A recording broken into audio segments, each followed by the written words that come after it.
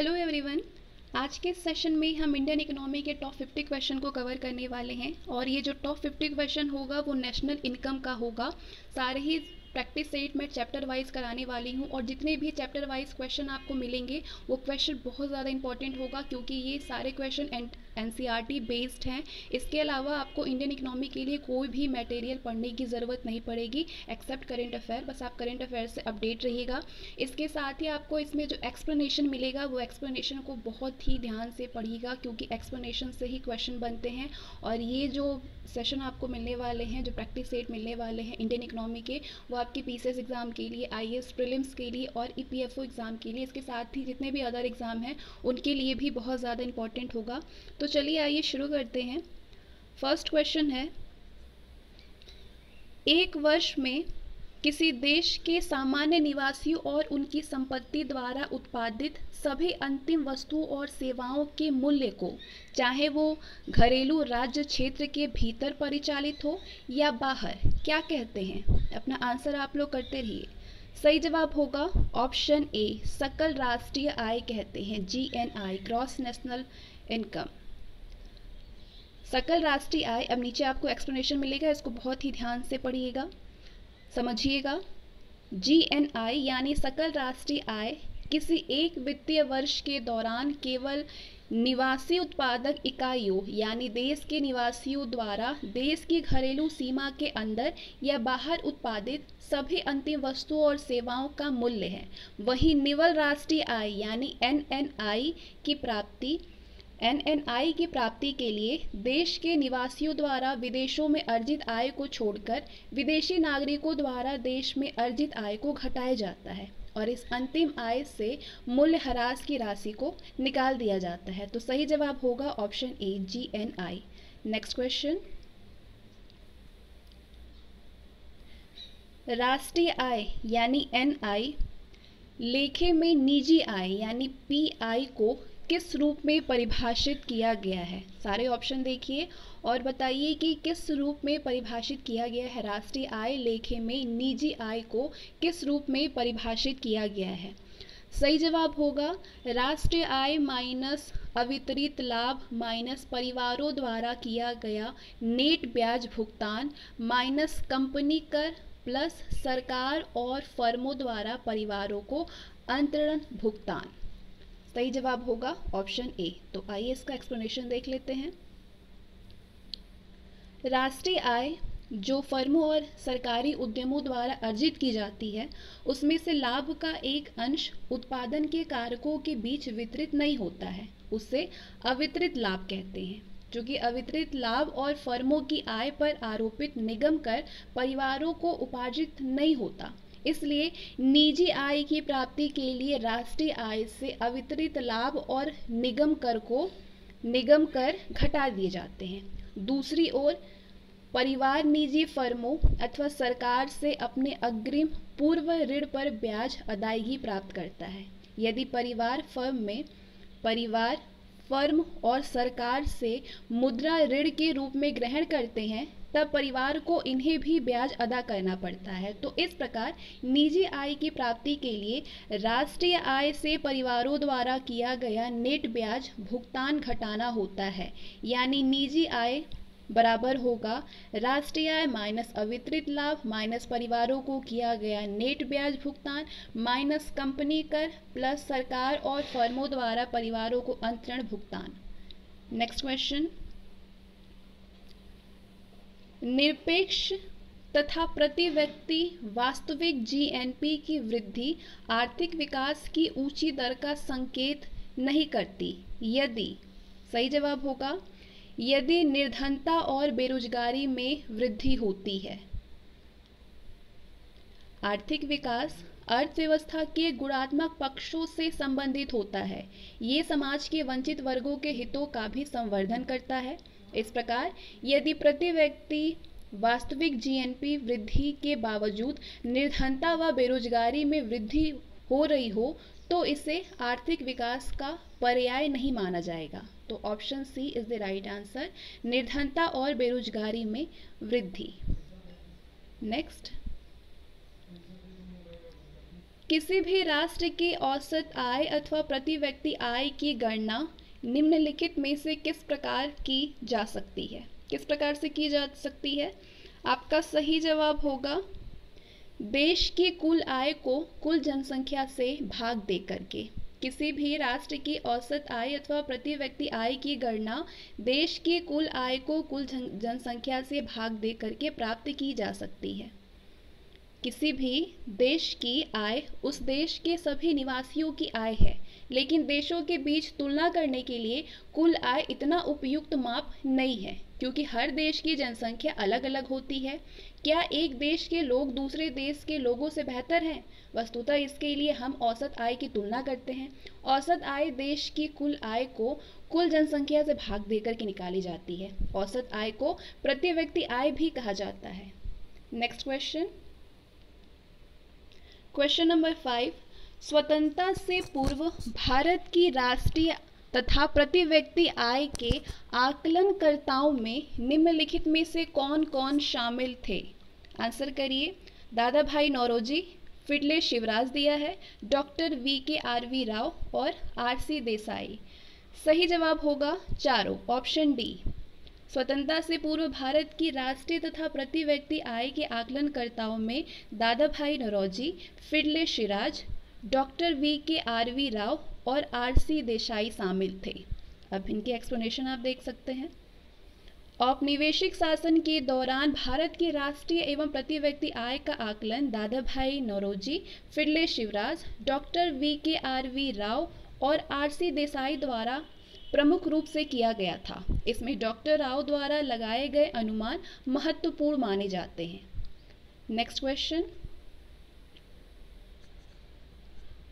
An inquiry into the nature and causes of the wealth of nations निम्नलिखित में से किस अर्थशास्त्री द्वारा लिखी गई पुस्तक है? An inquiry into the nature and causes of the wealth of nations, ये किस अर्थशास्त्री द्वारा लिखी गई बुक है? आपका सही जवाब होगा Adam Smith.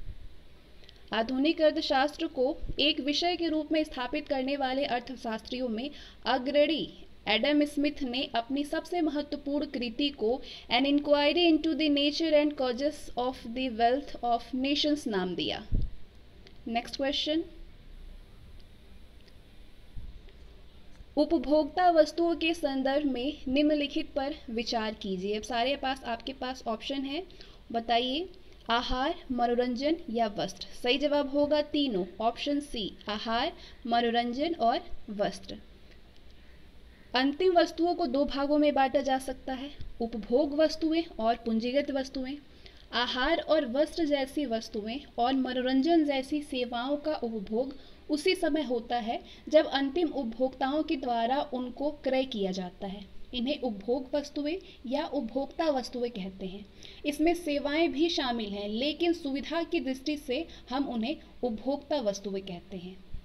Next question, question number 8, answer करिए क्वेश्चन देख करके। निम्नलिखित में से कौन सा कथन मूल्यह्रास यानी डिप्रिशिएशन को सर्वोत्तम वर्णित करता है?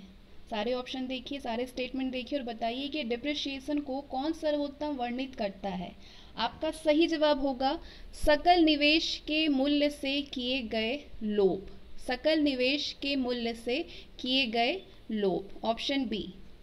पूंजीगत वस्तुओं के नियमित टूट फूट का समायोजन करने के क्रम में सकल निवेश के मूल्य से किए गए लोभ को मूल्यह्रास यानी डिप्रिशिएशन कहते हैं। नेक्स्ट क्वेश्चन, इन कथनों पर विचार कीजिए। निम्नलिखित कथन है, उन पर विचार कीजिए। आपके पास दो कथन है। किसी व्यक्ति के पास वस्तुओं को खरीदने अथवा क्रय करने की क्षमता आय से होती है। दूसरा, आय की प्राप्ति लाभ, लगान, ब्याज के रूप में हो सकती है। बताइए कि इनमें से कौन कौन से सही जवाब है। आपका सही जवाब होगा दोनों, ऑप्शन सी, फर्स्ट और सेकंड दोनों। किसी व्यक्ति के पास वस्तुओं को खरीदने अथवा क्रय करने की क्षमता आय से होती है। आय की प्राप्ति लाभ, लगान, ब्याज के रूप में हो सकती है। किसी व्यक्ति के पास वस्तु को खरीदने की क्षमता आय से होती है। आय की प्राप्ति कोई व्यक्ति श्रमिक यानी मजदूरी अथवा उद्यमी यानी लाभ अथवा भूस्वामी यानी लगान अथवा पूंजीवादी यानी ब्याज के रूप में प्राप्त करता है। संक्षेप में उत्पादन के कारकों के स्वामी के रूप में लोग जो आय प्राप्त करते हैं उनका उपयोग वो वस्तु और सेवाओं की अपनी मांग की पूर्ति के लिए करते हैं। नेक्स्ट क्वेश्चन, वस्तुओं और सेवाओं के उत्पादन के दौरान निम्न में से कितने प्रकार के मौलिक योगदान किए जा सकते हैं? ये 3 ऑप्शन है आपके पास और बताइए कि कितने प्रकार के मौलिक योगदान किए जा सकते हैं। मानवीय श्रम का योगदान, स्थिर प्राकृतिक संसाधनों का योगदान या फिर पूंजी का योगदान। नीचे आपके पास कोड है, कोड के जरिए अपना आंसर कीजिए। सही जवाब होगा तीनों, ऑप्शन सी, मानवीय श्रम का योगदान, स्थिर प्राकृतिक संसाधनों का योगदान और पूंजी का योगदान। Option C. वस्तु और सेवाओं के उत्पादन के दौरान 4 प्रकार के मौलिक योगदान किए जा सकते हैं। मानवीय श्रम का योगदान, पूंजी का योगदान, उद्यम वृत्ति का योगदान और स्थिर प्राकृतिक संसाधनों का योगदान। नेक्स्ट क्वेश्चन, निम्नलिखित में से कौन सा मूल्यवर्धित शब्द को सही स्पष्ट करता है? मूल्यवर्धित शब्द को आपका सही जवाब होगा किसी फर्म का निवल योगदान। ये मूल्यवर्धित शब्द को सही से स्पष्ट कर रहा है। किसी फर्म का निवल योगदान, किसी फर्म के निवल योगदान को जिस शब्द से सूचित किया जाता है उसको मूल्यवर्धित कहते हैं। नेक्स्ट क्वेश्चन, निम्नलिखित पर विचार कीजिए। लोक प्रशासन, सड़क और राष्ट्रीय प्रतिरक्षा, इनमें से कौन से सार्वजनिक वस्तुओं के अंतर्गत शामिल किए जाते हैं? अपना आंसर करिए, किसको शामिल किए जाते हैं? तो लोक प्रशासन को भी शामिल किए जाते हैं, सड़क को भी और राष्ट्रीय प्रतिरक्षा। सही जवाब होगा ऑप्शन डी, उपर्युक्त सभी। सार्वजनिक वस्तुओं के अंतर्गत राष्ट्रीय प्रतिरक्षा, सड़क, लोक प्रशासन आदि को शामिल किया जाता है। नेक्स्ट क्वेश्चन है आपके सामने, निम्नलिखित युग्मों पर विचार कीजिए और बताइए कि इसमें से कौन सही मैच नहीं है, सही सुमेलित नहीं है। व्यय विधि दिया है किसी राष्ट्र का सकल व्यय, उत्पाद विधि किसी राष्ट्र के वस्तुओं तथा सेवाओं का मूल्य, आय विधि दिया है फर्म द्वारा प्राप्त आय का समग्र योग। तो इसमें से बताना है कि कौन सा मैच नहीं है। तो मैच पहला और दूसरा नहीं है। व्यय विधि किसी राष्ट्र का सकल व्यय नहीं होता है, उत्पाद विधि किसी राष्ट्र के वस्तुओं और सेवाओं का मूल्य नहीं होता है, जबकि आय विधि फर्म द्वारा प्राप्त आय का समग्र योग होता है। Option D is the right answer, पहला और दूसरा सुमेलित नहीं है। तो ये डायग्राम आप देख सकते हैं, ये है सरल अर्थव्यवस्था में आय का वर्तुल प्रवाह, कारक, कारक सेवाएं, फर्म और ये परिवार, व्यय, वस्तु और सेवाएं। वस्तु और सेवाओं के समस्त मूल्य को प्रदर्शित करते हुए मुद्रा का एक ही परिणाम वर्तुल पथ पर गमन करता है। ऊपर जो आपने देखा वर्तुल पथ, यदि हम वस्तु और सेवाओं के समस्त मूल्यों का 1 वर्ष के दौरान आकलन करना चाहें तो आरेख में, डायग्राम में निर्देशित किसी बिंदु रेखाओं पर अंकित प्रवाह का वार्षिक मूल्य की माप कर सकते हैं। हम सभी फर्मों द्वारा उत्पादित अंतिम वस्तु और सेवाओं के समस्त मूल्यों का मूल्यांकन करते हैं। किस पर करते हैं? ए पर करते हैं। ए पर प्रवाह मापन कर सकते हैं। ये विधि व्यय विधि कहलाएगी। और यदि हम बी पर सभी फर्मों द्वारा उत्पादित वस्तु तथा सेवाओं के समस्त मूल्यों की माप कर सकते हैं, और ये विधि जो है ये उत्पाद विधि कहलाएगी। और सी पर सभी कारक अदायगियों के कुल योग का मापन आय विधि कहलाएगी। तो आरेख में निर्देशित किसी बिंदु रेखाओं पर अंकित प्रवाह का वार्षिक मूल्य की माप कर सकते हैं। हम सभी फर्मों द्वारा उत्पादित अंतिम वस्तु और सेवाओं के समस्त मूल्यों का मूल्यांकन करते हुए ए पर प्रवाह का मापन कर सकते हैं।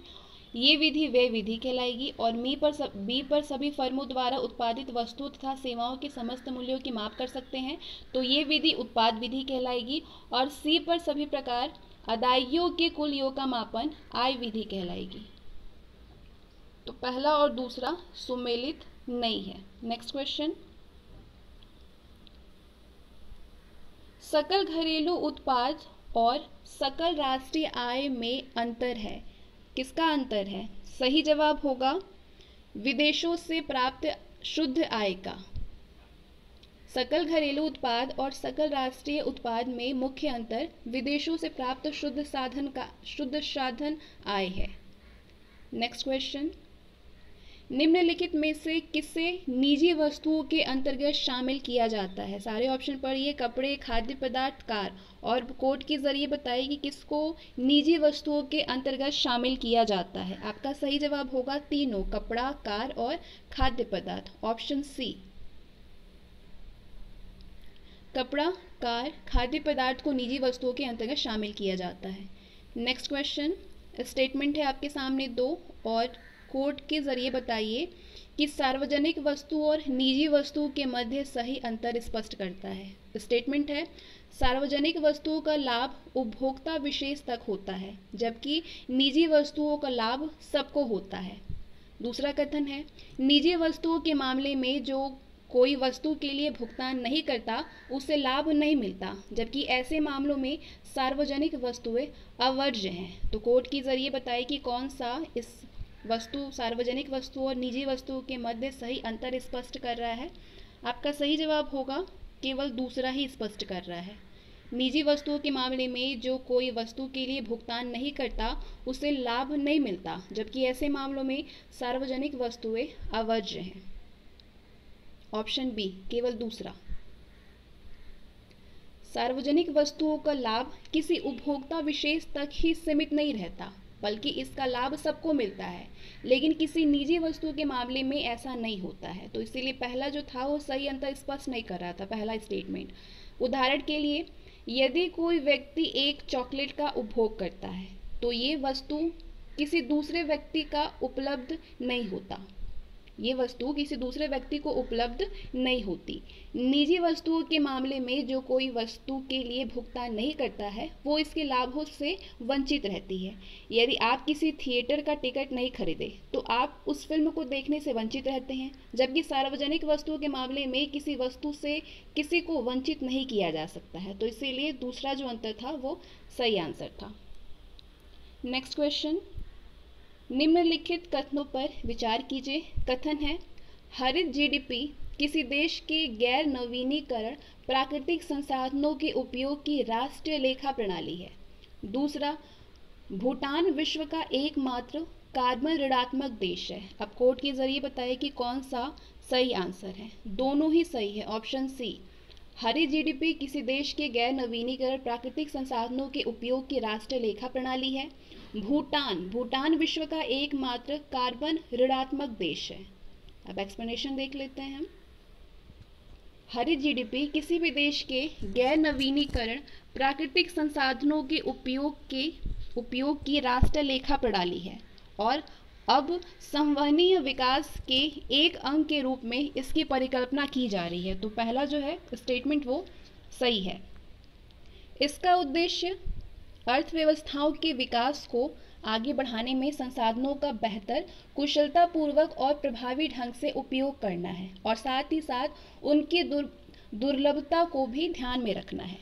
ये भी माना जाता है कि इस तरह के लेखांकन से देश का तेजी से घटने वाले गैर नवीनीकरण प्राकृतिक संसाधनों के व्यवहार्य विकल्प विकसित करने के लिए अधिक अनुसंधान और विकास का मार्ग प्रशस्त होगा। भूटान दुनिया का एकमात्र कार्बन ऋणात्मक देश है, और उसने संवहनीयता को अपने राष्ट्रीय पहचान के रूप में विकसित किया है। इसलिए ऑप्शन दूसरा भी स्टेटमेंट सही है। भूटान के संविधान द्वारा देश की 60% भूमि को वन के रूप में व्यवस्थित और संरक्षित रखना अनिवार्य किया गया है, और इस उद्देश्य की पूर्ति के एक अंग के रूप में भूटान नियंत्रित और न्यूनतम प्रभावी पर्यटन को ही बढ़ावा देता है। नेक्स्ट क्वेश्चन,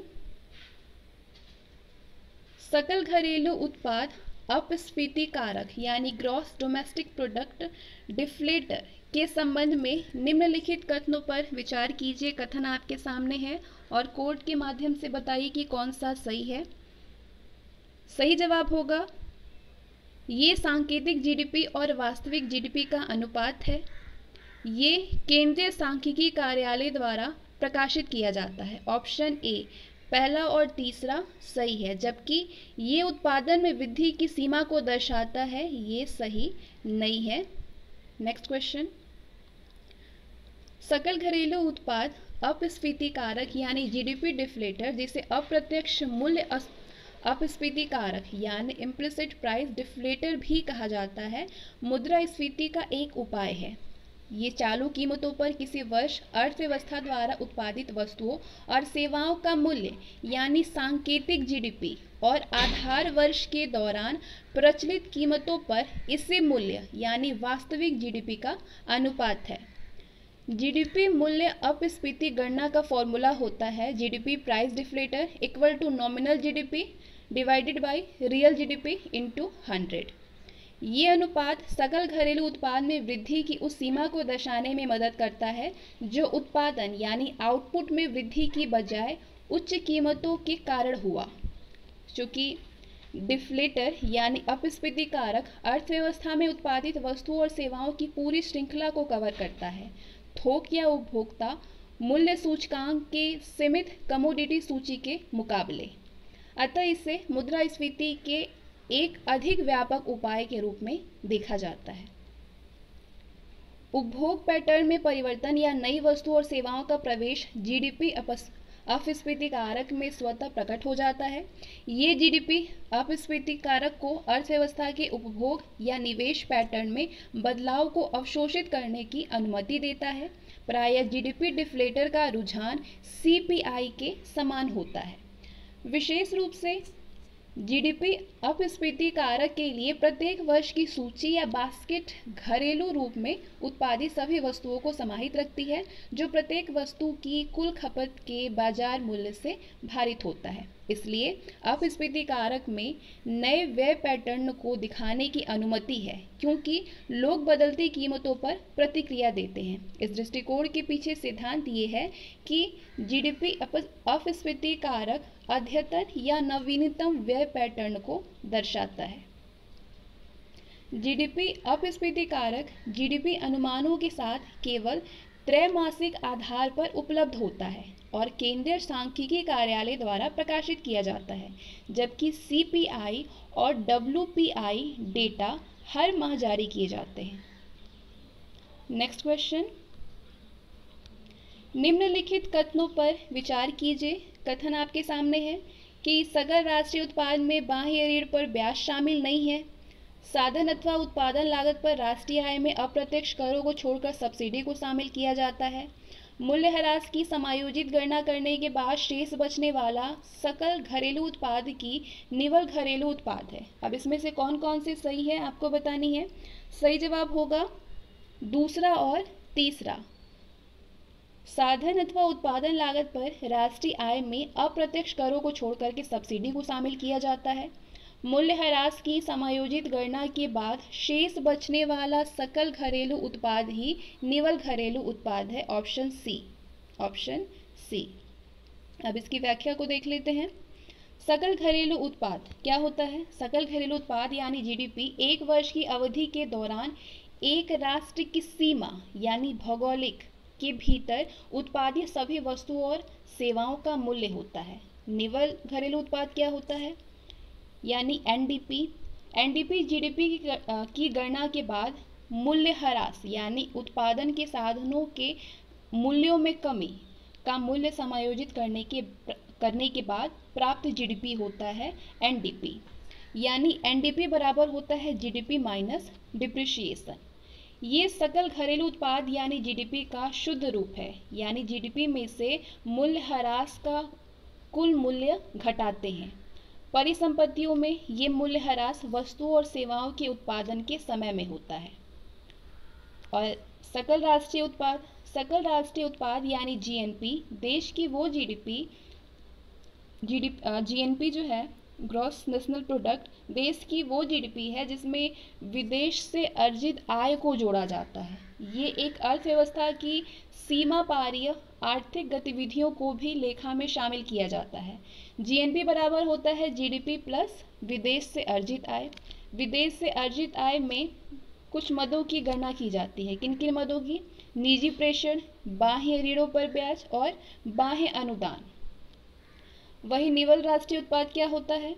निवल राष्ट्रीय उत्पाद से आशय किसी देश में एक वित्तीय वर्ष के दौरान उस देश के निवासियों द्वारा देश की घरेलू सीमा में और देश की सीमा के बाहर किए गए वस्तुओं और सेवाओं के अंतिम उत्पादन के मौद्रिक मूल्य में से है। इसमें देश के निवासियों द्वारा विदेशों में अर्जित आय को जोड़ा जाता है और विदेशी नागरिकों द्वारा देश में अर्जित आय को घटा लिया जाता है।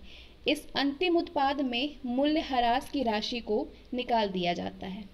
इसे अर्थव्यवस्था की राष्ट्रीय आय कहा जाता है। एक देश की कुल जनसंख्या से एनएनपी को भाग दे करके उस देश की प्रति व्यक्ति आय यानी पीसीआई ज्ञात की जाती है।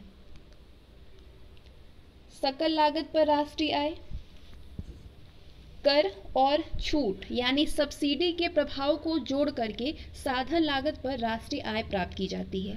साधन लागत पर राष्ट्रीय आय बराबर होता है बाजार लागत पर निवल राष्ट्रीय उत्पाद यानी NNP minus indirect tax plus discount यानी सब्सिडी।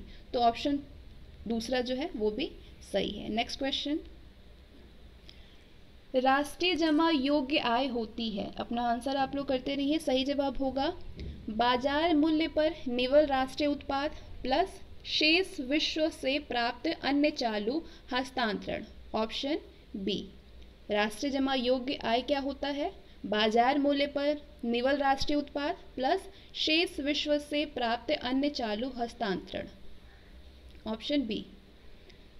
राष्ट्रीय जमा योग्य आय ये दर्शाती है कि किसी घरेलू अर्थव्यवस्था में वस्तुओं और सेवाओं की बिक्री के समय इसकी अधिकतम राशि कितनी है। शेष विश्व से चालू हस्तांतरण के अंतर्गत सहायता राशि, उपहार इत्यादि आते हैं। नेक्स्ट क्वेश्चन, जीडीपी में शामिल नहीं होंगे। इनमें से कौन कौन से जीडीपी में शामिल नहीं होंगे? अपने जीवन यापन के लिए गृह किराए का उपभोग, मध्यवर्ती वस्तुओं का मूल्य, उपयोग किए गए वस्तुओं का विक्रय या फिर सरकारी सेवाएं। कोड के जरिए अपना आंसर करिए। सही जवाब होगा जीडीपी में नहीं शामिल होंगे कौन कौन से?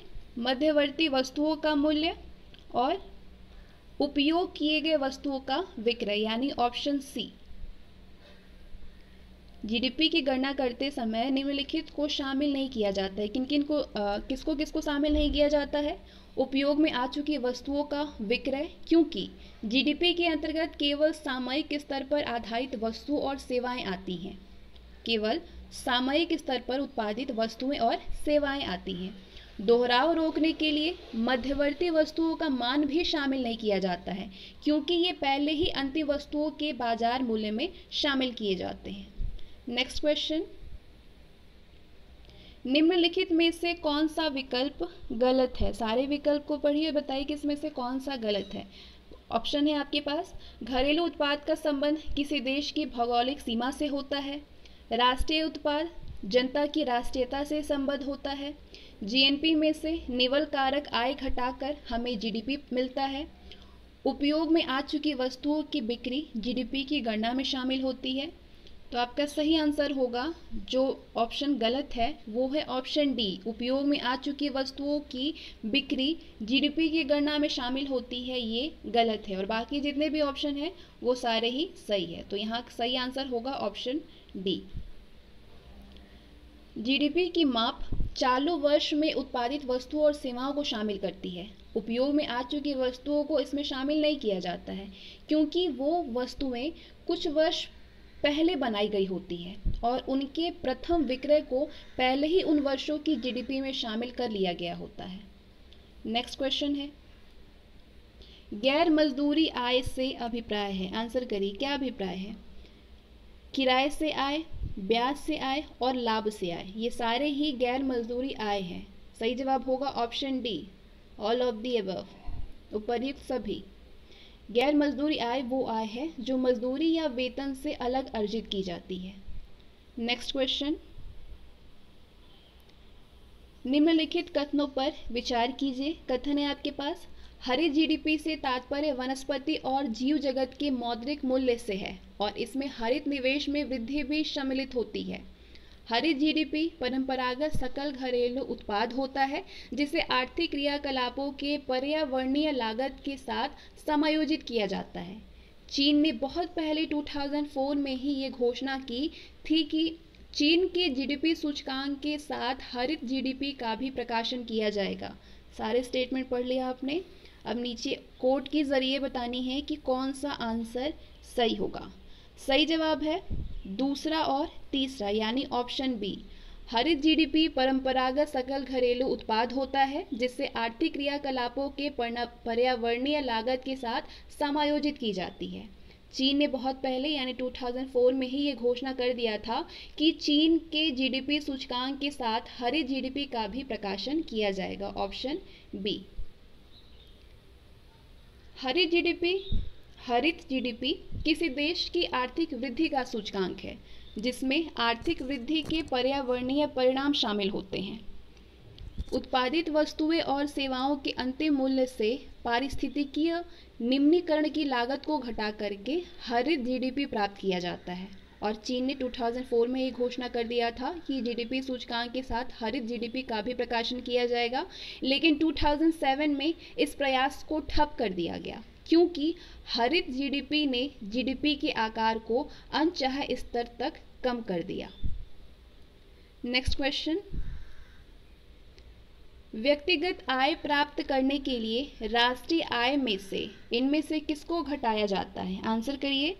सही जवाब होगा व्यक्तिगत आय प्राप्त करने के लिए राष्ट्रीय आय में से निगम कर को घटाएंगे, अवितरित लाभ को भी घटाएंगे, उद्यमों और सरकार को परिवार द्वारा भुगतान किया गया निवल ब्याज को भी घटाया जाएगा। सही जवाब होगा ऑप्शन डी, उपर्युक्त सभी।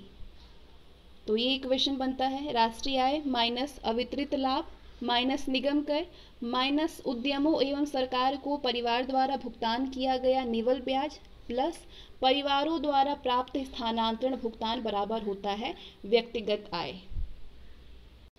नेक्स्ट क्वेश्चन, निम्नलिखित में से कौन राष्ट्रीय आय का अंग हो सकता है? 4 ऑप्शन है आपके पास और बताइए कि कौन राष्ट्रीय आय का अंग हो सकता है। सही जवाब होगा ऑप्शन सी, स्वयं अधिकृत घर का आरोपित कर। मध्यवर्ती वस्तुओं का मूल्य यानी ऐसी वस्तुएं जिनका उत्पादन के लिए आगे भी उपयोग किया जा सकता है और उपयोग में लाई गई वस्तुओं की बिक्री को राष्ट्रीय आय की गणना में शामिल नहीं किया जाता ताकि दोहरी गणना से बचा जा सके।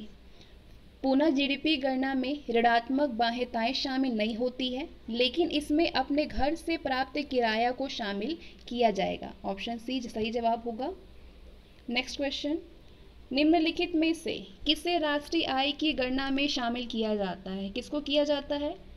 सही जवाब होगा स्व उपभोग हेतु उत्पादित वस्तुएं। ऑप्शन सी।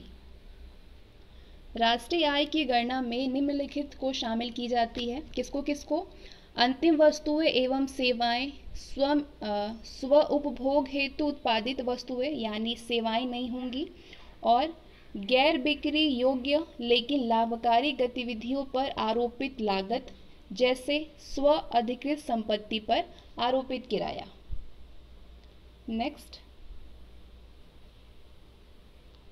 जीडीपी और जीएनपी के बीच निम्नलिखित अंतर पर विचार कीजिए। क्या क्या अंतर होगा? 3 ऑप्शन है आपके पास। जीडीपी कितना उत्पाद हुआ पर विचार करता है, जबकि जीएनपी कौन उत्पादन कर रहा है उस पर। दूसरा है जीडीपी इस बात पर विचार करता है कि उत्पादन के कारण का कौन जिम्मेदार नहीं है, जबकि जीएनपी भौगोलिक कारक जैसे उत्पादन कहाँ पे हुआ इस पर विचार करता है। और तीसरा है यदि विदेश में रह रहे निवासियों की अर्जित आय देश में रह रहे विदेशियों की अर्जित आय से अधिक हो तो जीएनपी जीडीपी से ज़्यादा होगा।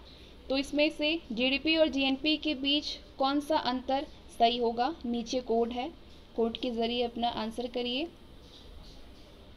सही जवाब होगा ऑप्शन सी, पहला और तीसरा। जीडीपी कितना उत्पादन हुआ इस पर विचार करता है, जबकि जीएनपी कौन उत्पादन कर रहा है इस पर विचार करता है। ऑप्शन थर्ड, यदि विदेश में रह रहे निवासियों की अर्जित आय देश में रह रहे विदेशियों की अर्जित आय से अधिक हो तो जीएनपी जीडीपी से ज़्यादा होगा, लेकिन ऑप्शन दूसरा जो है ये गलत है। जीडीपी केवल देश के भीतर होने वाले उत्पादन की गणना करता है, जबकि जीएनपी देश के भीतर और देश के बाहर दोनों की ही गणना करता है। जीडीपी में इस बात पर विचार किया जाता है कि कितना उत्पादन किया गया है, जबकि जीएनपी उत्पादन करने वाले पर ध्यान देता है। जीएनपी उत्पादन के कारक के स्वामित्व पर बल देता है, जबकि जीडीपी उत्पादन के स्थान पर बल देता है। यदि विदेशों में रह रहे निवासियों की अर्जित आय देश में रह रहे विदेशियों से ज़्यादा हो तो जीएनपी जीडीपी से अधिक होगा और विपरीत स्थिति में जीडीपी जीएनपी से अधिक होगी। नेक्स्ट क्वेश्चन, राष्ट्रीय आय की गणना में इनमें से किन किन मदों को शामिल किया जाता है? मद है आपके पास 4, शेयर तथा डिबेंचर का क्रय विक्रय, विदेशों से प्राप्त उपहार, स्वयं उपभोग के लिए किया गया उत्पादन और विदेशी पर्यटकों द्वारा भारत में किया जाने वाला व्यय। सारे ऑप्शन देखिए और कोड के जरिए बताइए कि कौन राष्ट्रीय आय की गणना में ये सारे मद जो है वो शामिल होते हैं। 4 ऑप्शन में से सही जवाब होगा जो मद शामिल होते हैं वो है स्वयं उपभोग के लिए किया गया उत्पादन और विदेशी पर्यटकों द्वारा भारत में किया जाने वाला व्यय। पहला जो है ये गलत है कि शेयर और डिबेंचर का क्रय विक्रय और विदेशों से प्राप्त उपहार, ये भी गलत है। पहला गलत इसलिए है क्योंकि शेयर और डिबेंचर के क्रय विक्रय से राष्ट्रीय उत्पाद पर कोई भी फर्क नहीं पड़ता, और दूसरा गलत इसलिए है क्योंकि विदेशों से उपहार को राष्ट्रीय आय की गणना में शामिल नहीं किया जाता है। नेक्स्ट क्वेश्चन, किसी अर्थव्यवस्था में मांग निश्चित रूप से बढ़ेगी यदि क्या हो तो मांग बढ़ेगी? आपका सही जवाब होगा प्रति व्यक्ति आय में वृद्धि हो रही हो तो। यदि किसी अर्थव्यवस्था में प्रति व्यक्ति आय में वृद्धि हो रही हो तो मांग निश्चित रूप से बढ़ेगी।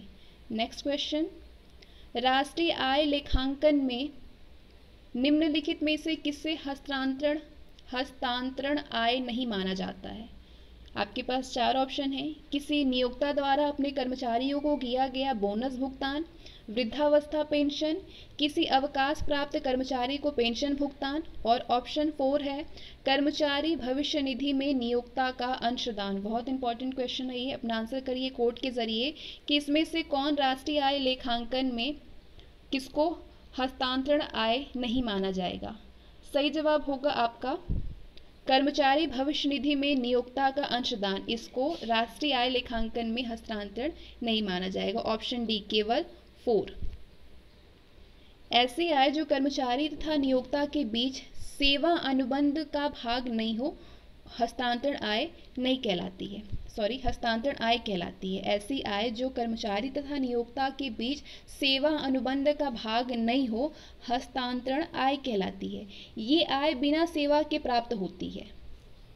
नेक्स्ट क्वेश्चन, जीडीपी डिफ्लेटर यानी सकल घरेलू उत्पाद अवस्फीति कारक के संदर्भ में निम्नलिखित कथनों पर विचार कीजिए। कथन है आपके सामने पहला कि ये नामिक जीडीपी और वास्तविक जीडीपी का अनुपात होता है। दूसरा, ये मूल्य व्यवहार की एक सीमित माप है क्योंकि इसके अंतर्गत देश में उत्पादित सभी वस्तुएं ही शामिल हैं, ना कि सेवाएं। तो इसमें से बताइए कि दोनों कथन सही है या फिर कोई एक गलत है इसमें से। तो आपका सही जवाब होगा ऑप्शन ए, केवल पहला सही है। पहला कथन क्या था कि जीडीपी डिफ्लेटर नामिक जीडीपी और वास्तविक जीडीपी का अनुपात होता है। सकल घरेलू उत्पाद अवस्फीति कारक मुद्रास्फीति की एक आर्थिक माप है और ये नामिक सकल घरेलू उत्पाद में वास्तविक सकल घरेलू उत्पाद से भाग देने और इसके बाद उसमें 100 से मल्टीप्लाई करने से निकाला जाता है। यानी ये फॉर्मूला बनता है जीडीपी अवस्फीति कारक यानी जीडीपी डिफ्लेटर इक्वल टू होता है नामिक जीडीपी अपॉन वास्तविक जीडीपी इंटू 100। नामिक जीडीपी की गणना चालू कीमतों के आधार पर की जाती है, वहीं वास्तविक जीडीपी की स्थिर कीमतों पर की जाती है। जीडीपी डिफ्लेटर में सभी वस्तुएं और सेवाएं शामिल हैं, इसलिए ये मूल्य व्यवहार की बेहतर माप है। इसलिए ऑप्शन दूसरा जो था वो सही नहीं है। नेक्स्ट क्वेश्चन, किसी देश की अर्थव्यवस्था की राष्ट्रीय आय का लेखांकन किया जाता है। किसमें की जाती है? आपके पास चार ऑप्शन है। किसी वस्तु की विशिष्ट आर्थिक उपलब्धियों की पहचान करने के लिए, अर्थव्यवस्था की क्षमताओं और असफलताओं के आकलन हेतु जानकारी प्रदान करने के लिए, कार्यान्वित की जा रही नीतियों के मूल्यांकन और समीक्षा के लिए, वस्तुनिष्ठ आधार प्रदान करने के लिए। तो बताइए इनमें से कौन कौन से सही हैं। आपके पास नीचे कोड है चार। सही जवाब होगा ऑप्शन डी, पहला, दूसरा और तीसरा, तीनों ही। राष्ट्रीय आय का लेखांकन किसी देश की अर्थव्यवस्था का राष्ट्रीय आय का लेखांकन किसी देश की विशिष्ट आर्थिक उपलब्धियों की पहचान करने के लिए की जाती है। अर्थव्यवस्था की क्षमताओं और असफलता के आकलन के लिए जानकारी प्रदान करने के लिए की जाती है। कार्यान्वित की जा रही नीतियों के मूल्यांकन और समीक्षा के लिए वस्तुनिष्ठ आधार प्रदान करने के लिए की जाती है। तो अब सारे की व्याख्या आप देख लीजिए, जो कि बहुत ज़्यादा इंपॉर्टेंट होगा आपके लिए।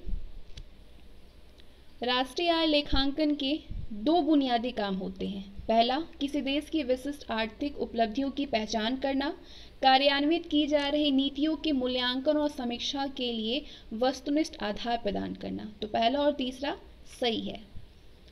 राष्ट्रीय आय लेखांकन के अन्य उपयोग क्या हैं? राष्ट्रीय आय लेखांकन से पता चलता है कि उत्पादन के विभिन्न कारकों में राष्ट्रीय आय कैसे साझा की जाती है। राष्ट्रीय आय के आंकड़े अलग अलग क्षेत्रों के विशिष्ट योगदान और समय के साथ उनके विकास को इंगित करते हैं। इसमें अर्थव्यवस्था में होने वाले संरचनात्मक परिवर्तनों को समझने में मदद मिलती है। ये अर्थव्यवस्था की मजबूती और विफलताओं के मूल्यांकन के लिए जानकारी प्रदान करता है, इसलिए ऑप्शन सेकंड जो आपने देखा वो सही है। ये जीवन स्तर आय के वितरण और समय के साथ राष्ट्रीय आय के वास्तविक संरचना के संबंध में तुलना करने में सक्षम बनता है और ये देश के बीच उत्पादन की तुलना को आसान बना देता है। नेक्स्ट क्वेश्चन है आपके सामने। निम्नलिखित कथन है, उन पे विचार कीजिए। कथन है आपके पास, मध्यवर्ती वस्तुओं का उपयोग अन्य वस्तुओं के उत्पादन के लिए किया जाता है। दूसरा है, किसी अंतिम उत्पाद के विनिर्माण में मध्यवर्ती वस्तुएं उत्पादन के एक चरण से दूसरे चरण तक स्थानांतरित होती है। तीसरा है, जीडीपी को मापने के लिए केवल अंतिम वस्तुओं के मूल्य को शामिल किया जाता है। अब नीचे आपके पास कोड है और कोड के जरिए बताइए कि कौन कौन से इसमें से सही है। आपका सही जवाब होगा ऑप्शन डी, पहला, दूसरा और तीसरा, तीनों ही सही है। तो अब डायरेक्ट इसका एक्सप्लेनेशन ही हम देख लेते हैं। मध्यवर्ती वस्तुएं क्या होती हैं? ऐसी वस्तुएं जो किसी अन्य वस्तुओं के उत्पादन के लिए उपयोग में लाई जाती हैं और इसलिए ये अंतिम उत्पाद के निर्माण तक उत्पादन के एक चरण से दूसरे चरण में की जाती है। जैसे कि ऑटोमोबाइल के निर्माण के लिए इस्पात, रंग, रबड़, फोम, प्लास्टिक, कांच, केबल, बैटरी एक्सेट्रा। तो पहला और दूसरा सही है कथन आपका। अंतिम वस्तुएं क्या होती हैं? ये वस्तुएं उपभोक्ताओं या फर्मों द्वारा अंतिम उपभोग के लिए उपयोग में लाई जाती हैं। इन वस्तुओं के रूप में और अंतर वस्तुओं को बदलने के लिए उत्पादन या पुनर्विक्रय के अगले चरण में ले जाने की आवश्यकता नहीं होती। ये अंतिम उपभोग और निवेश के लिए तैयार उत्पाद होता है। जीडीपी किसी अर्थव्यवस्था की घरेलू सीमा के अंतर उत्पादित अंतिम वस्तु और सेवाओं का मौद्रिक मूल्य सकल घरेलू उत्पाद यानी ग्रॉस डोमेस्टिक प्रोडक्ट होता है। तो इससे स्पष्ट है कि जो ग्रॉस डोमेस्टिक प्रोडक्ट है इसके मापन में केवल अंतिम उत्पाद के मौद्रिक मूल्य को शामिल किया जाता है, इसलिए आपका तीसरा ऑप्शन भी सही था। नेक्स्ट क्वेश्चन, व्यापार के लिए खुलापन यानी ओपननेस ऑफ ट्रेड को सामान्यतः मापा जाता है। किससे मापा जाता है ओपननेस ऑफ ट्रेड को? आपका सही जवाब होगा सकल घरेलू उत्पाद पर निर्यात आयात के योग से व्यापार के लिए खुलापन को मापा जा सकता है। ऑप्शन सी, खुलापन का सूचकांक अथवा व्यापार का खुलापन अंतर्राष्ट्रीय व्यापार संबंधों को मापने का एक मानक रूप है और इसे सकल घरेलू उत्पाद पर निर्यात आयात के योग से व्यक्त किया जाता है। नेक्स्ट क्वेश्चन, निम्नलिखित में से कौन सा कारक आय का घटक नहीं है? इनमें से चारों ऑप्शन है आपके पास और इनमें से बताइए कि कौन सा कारक आय का घटक नहीं है। निगम कर, निगम कर आय का घटक नहीं होता है। कर्मचारी क्षतिपूर्ति होती है, ब्याज होता है, किराया होता है, लेकिन निगम कर नहीं होता है। ऑप्शन सी।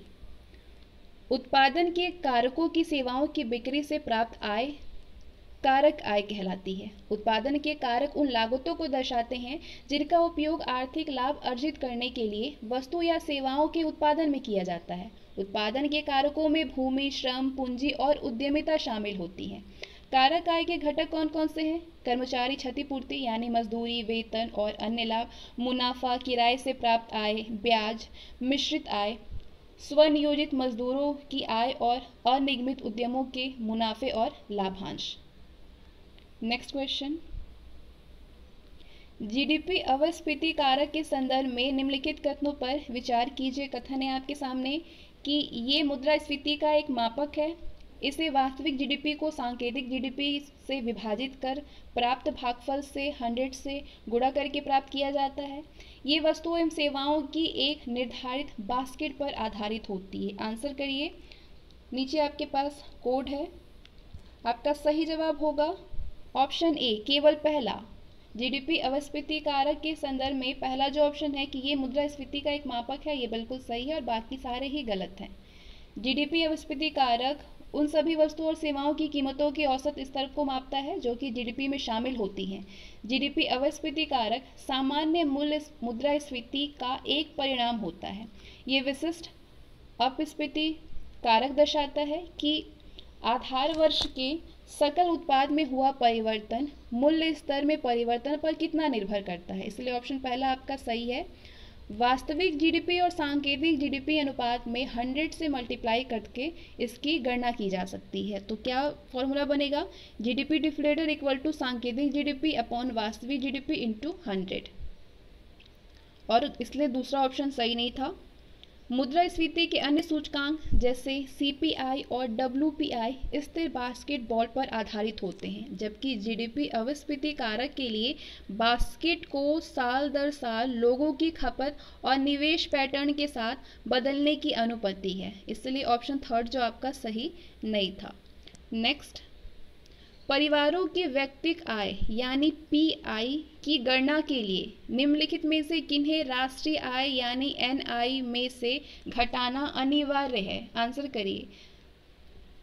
सरकार द्वारा परिवारों को की गई अंतरण अदायगी, या फिर परिवारों द्वारा की गई निवल ब्याज अदायगी, अवितरित लाभ अथवा निगम कर और निगम कर। तो इसमें से नीचे आपके पास कोड दिया हुआ है और इनमें से बताइए कि कौन सा कोड आपका सही है। क्वेश्चन आपके पास है, इनमें से कौन एनआई में से घटाना अनिवार्य है?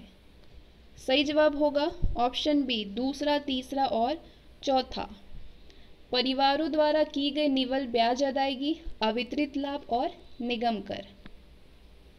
राष्ट्रीय आय जो फर्मों और सरकारी उद्यमों द्वारा अर्जित की जाती है, उसमें से लाभ का एक ऐसा हिस्सा होता है जो उत्पादन के कारकों के मध्य वितरित नहीं किया जाता।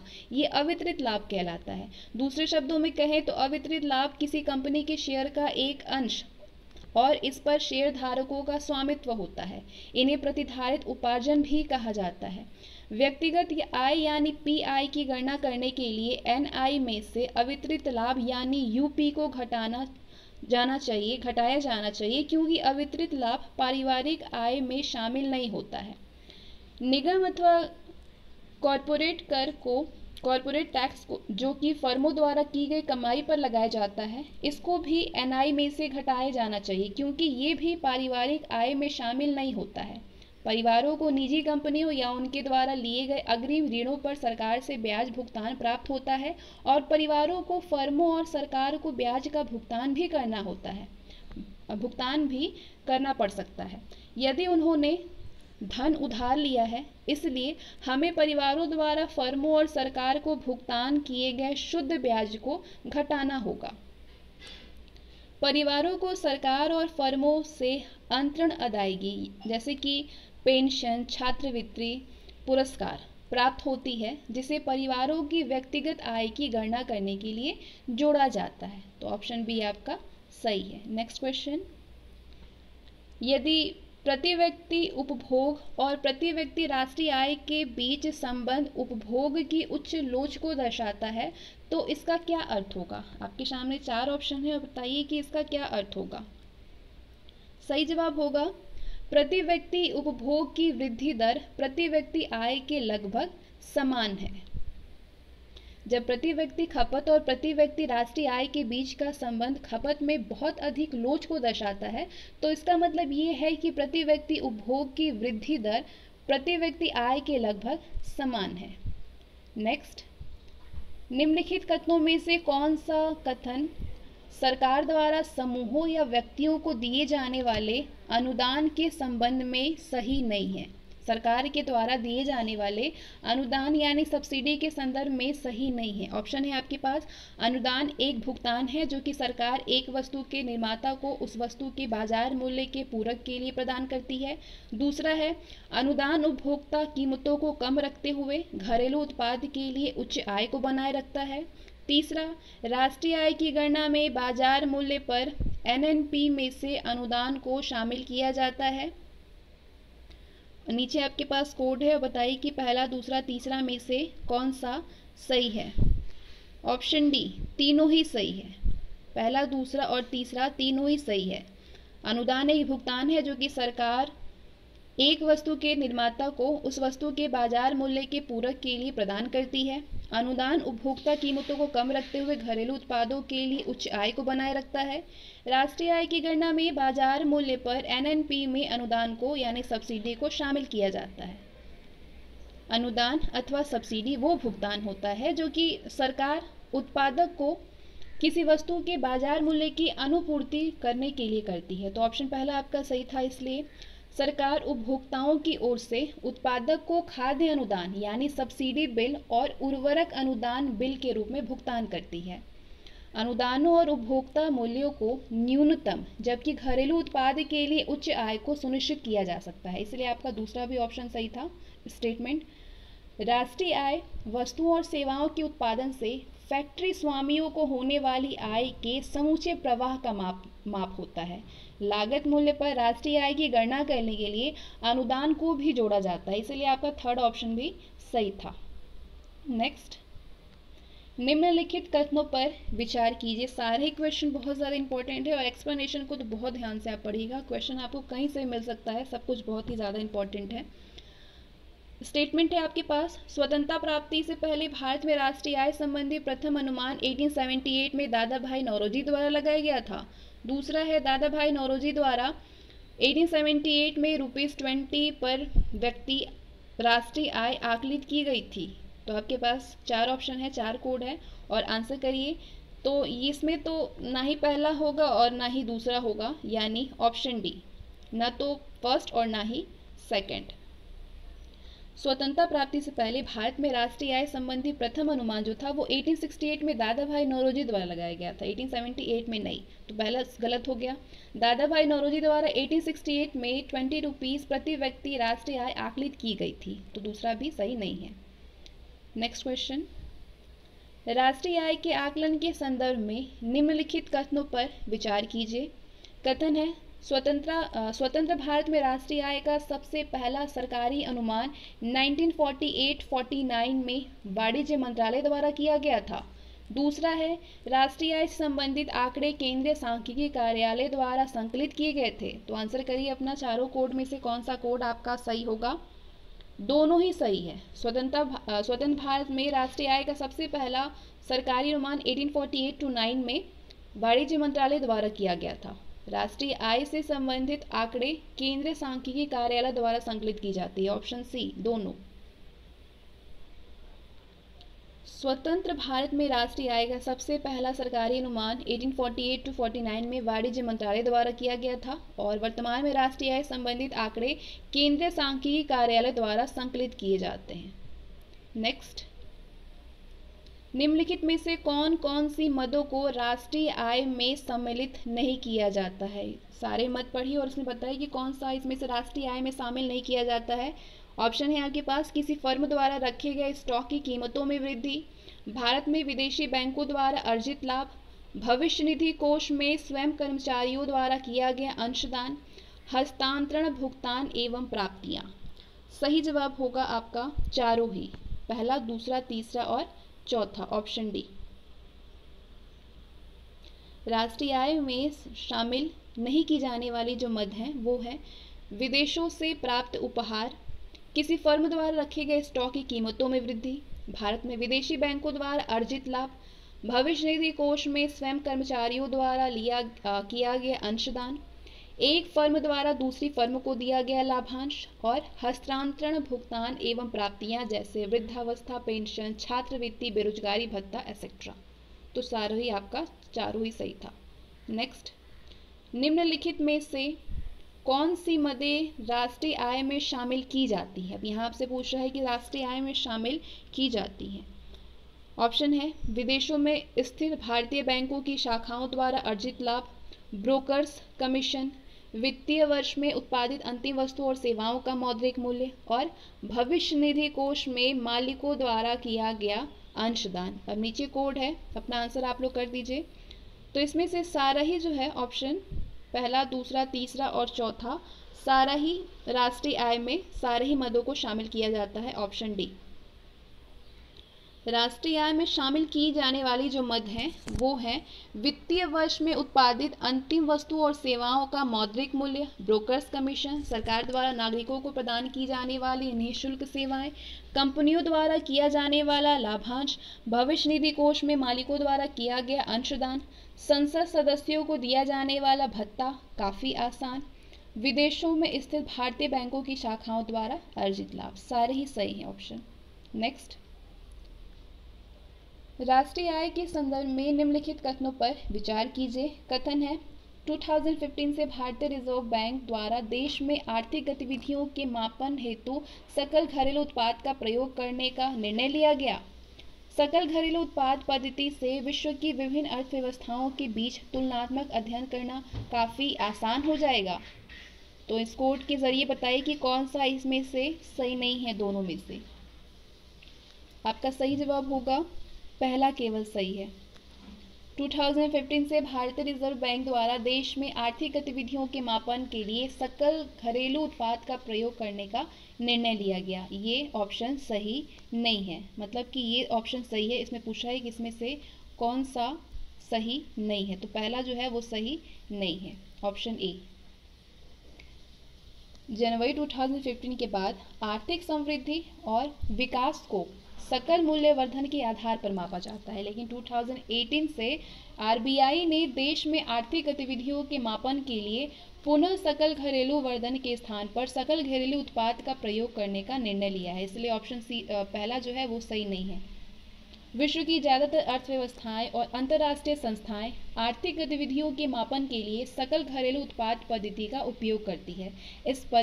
ये पद्धति अंतर्राष्ट्रीय कार्य प्रणाली के अनुरूप भी है। इससे विश्व की विभिन्न अर्थव्यवस्थाओं के बीच तुलनात्मक अध्ययन करना काफ़ी आसान हो जाएगा। और दूसरा, इसलिए आपका ऑप्शन जो दूसरा दिया था, सकल घरेलू उत्पाद पद्धति से विश्व की विभिन्न अर्थव्यवस्थाओं के बीच तुलनात्मक अध्ययन करना काफ़ी आसान हो जाएगा, ये सही है। लेकिन यहाँ पे सही नहीं है, ये पूछा था क्वेश्चन। नेक्स्ट क्वेश्चन, निम्नलिखित में से कौन कौन सी मदें आय विधि द्वारा राष्ट्रीय आय के मापन में शामिल नहीं की जाती है? मद है आपके पास वृद्धावस्था पेंशन, बेरोजगारी भत्ता, सेवानिवृत्त पेंशन या फिर छात्रवृत्ति। कोड के जरिए बताइए कि कौन सा आंसर आपका सही होगा। सही जवाब है आपका वृद्धावस्था पेंशन, बेरोजगारी भत्ता और छात्रवृत्ति। ये सारे जो मद हैं वो आय विधि द्वारा राष्ट्रीय आय के मापन में इनको शामिल नहीं किया जाता है, ना बेरोजगारी को, ना वृद्धावस्था पेंशन को, ना ही छात्रवृत्ति को। सेवानिवृत्त पेंशन को शामिल किया जाता है, लेकिन यहाँ पे पूछा है किसको नहीं किया जाता है, तो आपका सही जवाब होगा ऑप्शन सी, पहला, दूसरा और चौथा। हस्तांतरित आय जैसे वृद्धावस्था पेंशन, बेरोजगारी भत्ता और छात्रवृत्तियां, इसको राष्ट्रीय आय में शामिल नहीं किया जाता है। जबकि सेवानिवृत्त पेंशन सेवानिवृत्ति से पहले की कारक सेवाओं से संबंधित होती है, इसलिए इसे राष्ट्रीय आय में शामिल की जाती है। नेक्स्ट, राष्ट्रीय आय समिति के संदर्भ में निम्नलिखित कथनों पर विचार कीजिए। कथन है आपके पास कि इसकी स्थापना 1950 में VKRV राव की अध्यक्षता में की गई थी। दूसरा है इस समिति द्वारा अप्रैल 1951 में वित्तीय वर्ष 1950-51 के लिए देश की राष्ट्रीय आय ₹8,650 करोड़ और प्रति व्यक्ति आय ₹49 बताई गई थी। तो इसमें से बतानी है कि कौन सा सही है। नीचे आपके पास कोड है और कोड के ज़रिए बताइए कि कौन सा सही है, लेकिन इसमें से ना तो पहला सही है और ना ही दूसरा सही है। ऑप्शन डी, ना तो पहला और ना ही दूसरा सही है। सही क्या है? 50 में नहीं, 1949 में प्रोफेसर पीसी महालनोबिस की अध्यक्षता में राष्ट्रीय आय समिति का गठन किया गया, तो इसलिए पहला सही नहीं है। इस समिति ने अप्रैल 1951 में वित्तीय वर्ष 1948-49 के लिए देश की राष्ट्रीय आय 8,650 करोड़ रुपए और प्रति व्यक्ति आय 246.9 बताई थी, तो इसीलिए दूसरा गलत है। लेकिन जो ऑप्शन, ये ऑप्शन डी जो है वो सही है, ना तो पहला और ना ही दूसरा। नेक्स्ट, राष्ट्रीय आय को मापने के दौरान निम्नलिखित में से कौन कौन सी कठिनाई आती है? अमौद्रीकृत वस्तु एवं सेवाओं का मूल्य, राष्ट्रीय आय को मापने की अनेक विधियां, दोहरी गणना एवं मध्यवर्ती वस्तुओं के मूल्य संबंधी समस्या, या फिर मूल्यह्रास के मूल्यांकन की समस्या। कौन कौन सी समस्याएं आती हैं? आपका सही जवाब होगा ये सारी ही समस्याएं आती हैं। राष्ट्रीय आय को मापने के दौरान अमौद्रीकृत वस्तुओं और सेवाओं का मूल्य, राष्ट्रीय आय को मापने की अनेक विधियां, दोहरी गणना एवं मध्यवर्ती वस्तुओं के मूल्य संबंधी समस्या और मूल्यह्रास की मूल्यांकन की समस्या। सारे ही समस्या जो है वो आती हैं ऑप्शन डी, पहला, दूसरा, तीसरा और चौथा। राष्ट्रीय आय को मापने में आने वाली जो कठिनाइयां हैं वो हैं अमौद्रीकृत वस्तुओं एवं सेवाओं का मूल्य, राष्ट्रीय आय को मापने की अनेक कठिनाइयां, राष्ट्रीय आय संबंधित आंकड़ों का अभाव, दोहरी गणना एवं मध्यवर्ती वस्तुओं की मूल्य संबंधी समस्या, स्टॉक के मूल्यांकन की समस्या और मूल्यह्रास के मूल्यांकन की समस्या। नेक्स्ट, निम्नलिखित कथनों पर विचार कीजिए। कथन है आपके पास, सकल राष्ट्रीय उत्पाद में से मूल्यह्रास को घटाकर राष्ट्रीय उत्पाद प्राप्त किया जाता है। दूसरा है, प्रति व्यक्ति आय किसी देश के जीवन स्तर को प्रतिबिंबित करती है। तो इसमें से कौन सा सही है वो बतानी है। नीचे आपके पास कोड है, आंसर करिए अपना। दोनों ही सही होगा, पहला और दूसरा दोनों ही सही है। सकल राष्ट्रीय उत्पाद में से मूल्यह्रास को घटा करके शुद्ध राष्ट्रीय उत्पाद प्राप्त किया जाता है, इसलिए पहला सही है।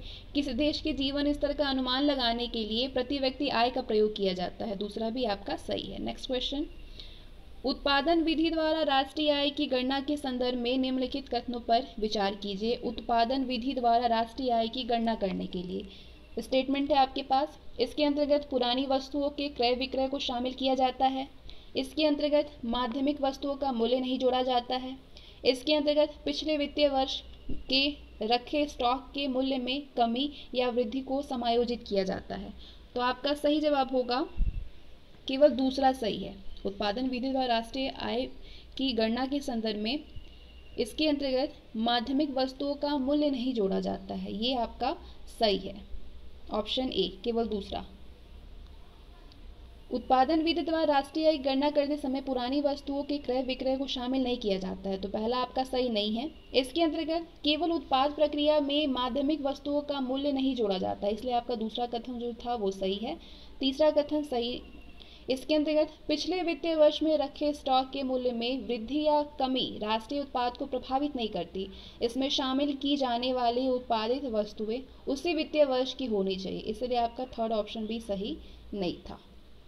नेक्स्ट, राष्ट्रीय आय की गणना की व्यय विधि के संदर्भ में निम्नलिखित कथनों पर विचार कीजिए। राष्ट्रीय आय की गणना की व्यय विधि के संदर्भ में कथन है आपके पास, इसके अंतर्गत राष्ट्रीय आय कुल उपभोग तथा कुल बचत का योग होती है।